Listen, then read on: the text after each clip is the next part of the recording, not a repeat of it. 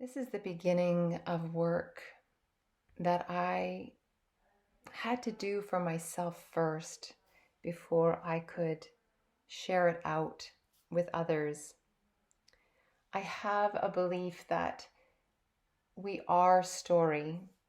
I live this way. We live on the narrative of the energy of which we are. And in my fascination of creation stories, I sit with what is our individual creation story? What is it? Each of us walks with a bag of gold dust and stars and jewels. This is our medicine. This is the medicine from which we come. And each of us walks with a bag of bones, of pain, of scars. This is the poison from which we come. And in our own creation story, in our own tracking of this lifetime's journey, we can hear the place from which we come through sound, through images, through sensations. And as I write mine, it takes me back to a timeless place that even I can't say I remember, but I know. This is my creation story based on the knowing that I hold and can see today.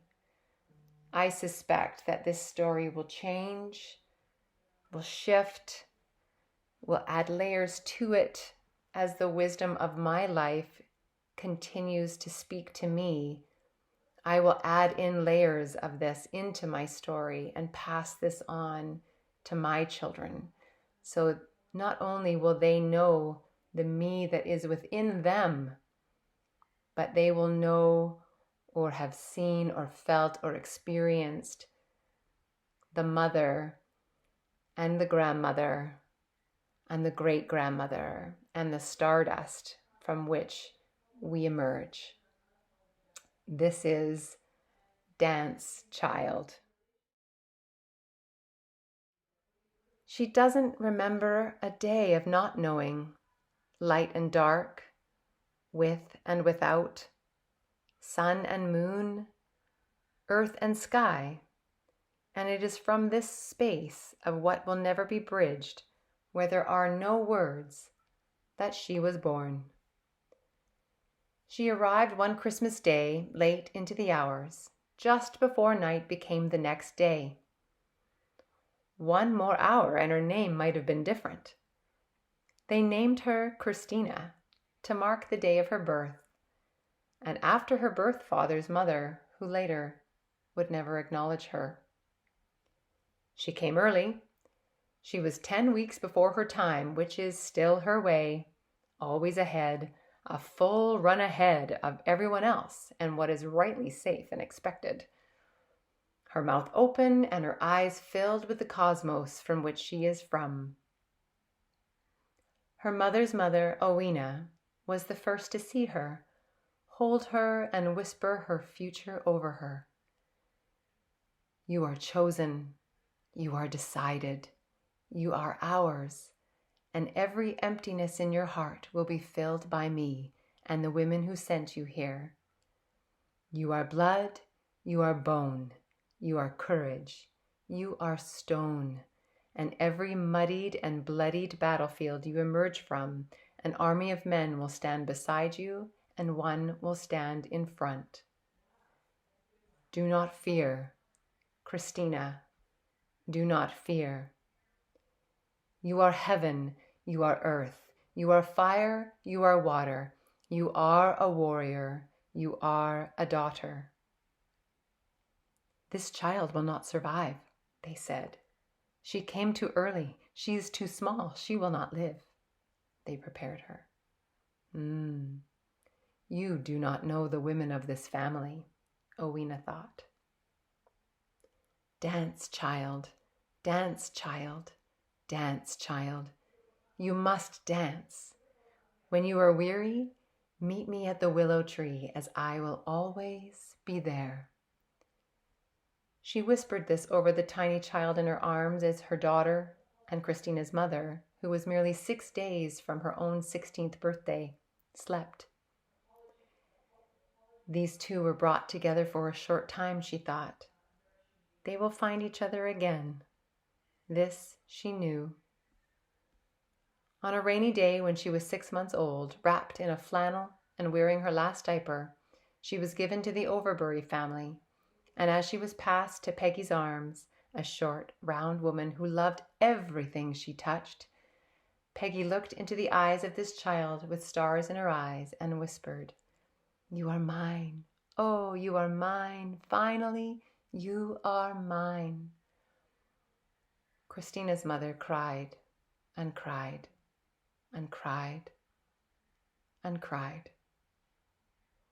She was raised by the Overbury family in a house painted with polka dot smiley faces, with a backyard of purple and pink foxgloves, a living room overrun with dogs, closets occupied by cats having kittens, and a kitchen with rabbits you could hold. Multiple fish tanks lined the walls, housed in floor-to-ceiling cabinets made by her dad, with compartments big enough to hold bins of homemade wine fermenting underneath. It was a house filled with unconventional decisions of joy by her new mother, father, and her 3 siblings. Christina, who soon became Tina, was chosen by her new family, loved for her premature and tiny little feet, and lovingly embraced by silly limericks, rhyming couplets, and sweet songs sung over soup and stew. All was well until her new mom died just after Tina's 8th birthday, after which she would lay in her upstairs bedroom that looked out onto the garden, and through her window and under the moon, she would watch the shadow of the cherry tree outside shake charcoal smudges across her wall. She carried her mother's photograph in her back pocket for years, and she cried every night until they left the smiley face house with the polka dots. Christina's dad never recovered, nor knew how to raise children on his own, and so at 9 years old she was introduced to another mom and 6 new brothers. They were hurting, broken, angry young men who had lost their mom to her dad. And for some, this was their 3rd father.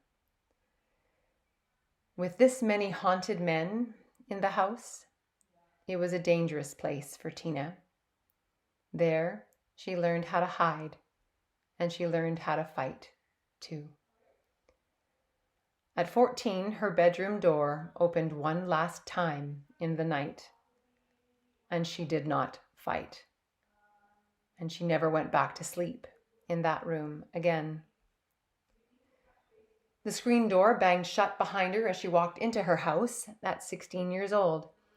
She'd been away singing. She'd been traveling with her voice. She'd been dancing on sound as her grandmother had whispered over her. Something inside of her refused to stop moving, to let scars become her. She entered in the front door to a room full of family. "Your father is dead," they said. And the space without words, but is filled with sound, went silent. She did not sing for 10 years.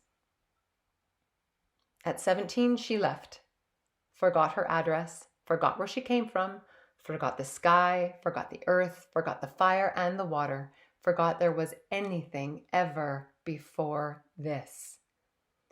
She forgot the story of who she is and became lost on the muddy hills between night and day. She forgot how to fight her way seamlessly. She forgot how to dance. She forgot how to sing. She forgot how to laugh. She forgot how to move with and began to move without. For there was no sound to move to. Until the birth and the loss of her first child. Yes, the birth and the loss at the same time. 2 children. One, a twin, 12 weeks old, still in her womb, survived. The second, a twin, likely 4 to 6 weeks old, never made it down the path to her womb and left, alone with only her heartbeat whispering over, to die. The second twin was removed from her body at 12 weeks. Christina was, of course, just as her mother was, unconscious.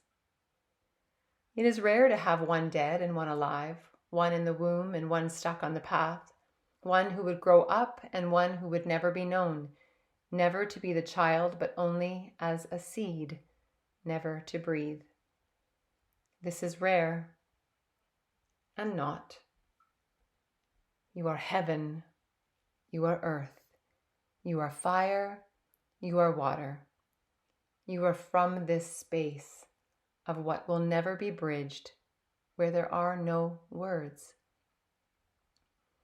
She lays on a table with hands holding her head, cupping her pelvis, supporting the base of her spine, and she rises up, up, up, up, up.